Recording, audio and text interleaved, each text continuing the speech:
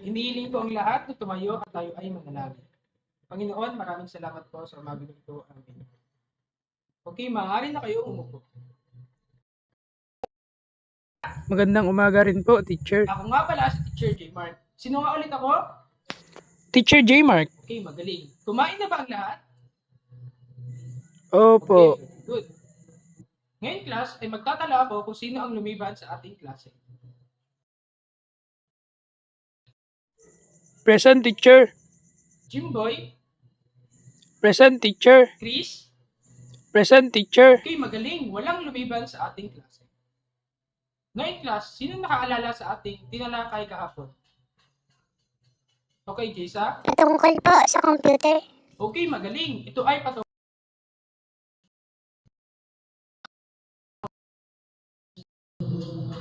Una, arrive on time for class. Pangalawa, raise your hand to speak or volunteer. Pangatlo, do not cheat or copy other people's work. Pang-apat, respect everyone in the class. At panglima, avoid using cellphone unless you are required. Okay ba mga bata? Okay, magaling. Ngayon class ay magkakaroon tayo ng activity. Handa na ba kayo sa ating activity class? Opo, teacher. Taas ka ng kamay kung sino yung handa na. Okay, magaling. Lahat ay handa na. Ngayon ay babasahin ko muna ang ating direction. Direction. Identify the following pictures that flash in the screen. Okay, first picture. Ano yung nakikita nyo, class? John Patrick? Speaker po, teacher. Okay, very good. Speaker. Second picture. Chris? Mouse po, teacher. Okay, very good. Mouse. Third picture. Axel? Headphone po, teacher. Okay, very good. Microphone. Fourth picture. Jimboy? Printer po, teacher. Printer. Tama. How about the fifth picture? Edgar? Monitor po, teacher. Very good. Monitor. How about this last one picture? Jessa? Microphone po, teacher. Okay, very good. Microphone. Lahat ay nakakuha ng tamang sagot. Okay, may mga katanungan sa teacher base sa inyong nakita sa litrato. What did you notice in the picture I showed? Mga parts of computer po, teacher. Okay, magaling. Ito ay parte ng computer. Do you have anything like this in your home? Yes po, teacher. Okay. Para sa lahat sa inyo ay meron ganito sa inyong tahanan. Ngayon class, saan ito madalas nakikita? Sa computer shop po. Magaling. Nakikita ito sa computer shop, sa school, and sa library. Okay, very good. Ngayon, dadako tayo sa ating talakayin. For a computer to work, you must have the following computer components or devices to be connected in your computer, like the keyboard for typing in the letters and numbers, and the headset for you to hear the sound and music in the computer. Now class, what will be our topic for today that will help a computer to work? But before that, let's read our objective first. After going through the lessons, the students are expected to identify the different kinds of input and output device, explain the importance and use and output devices, distinguish the devices whether it in input or output devices. Now class, our lesson for today is all about input and output device. So, let's proceed. Devices are sending data to a computer, or sila yung nagde-deliver ng data sa computer.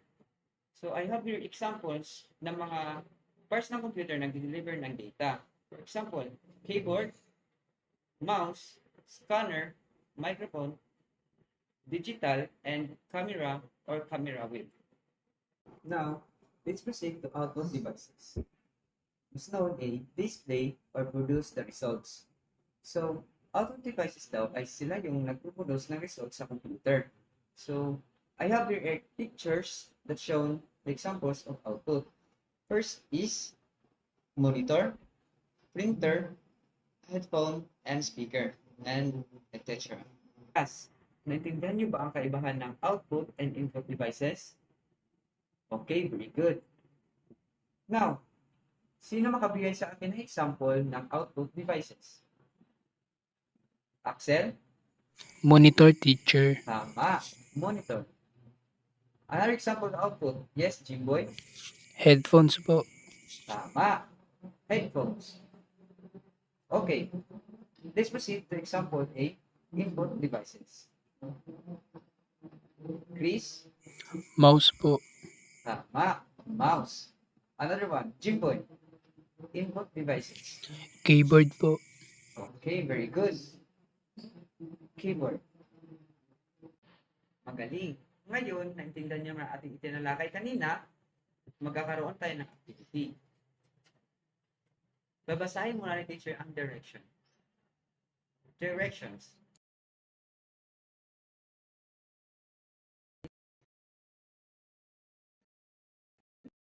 Example of input device. And OP, it is an example of output device. Naintindihan ba mga bata? Magaling. Bibigyan ko man naman kayo ng 3 minuto upang tapusin ang inyong gawain. Okay, class. Tapos na ba ang lahat?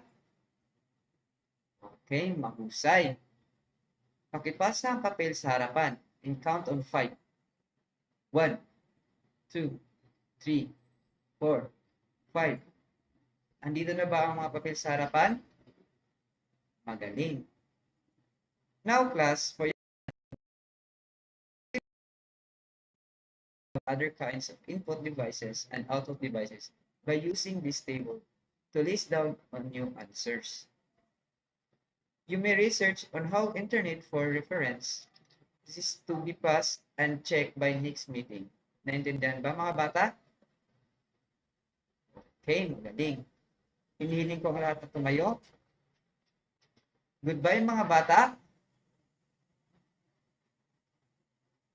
Okay.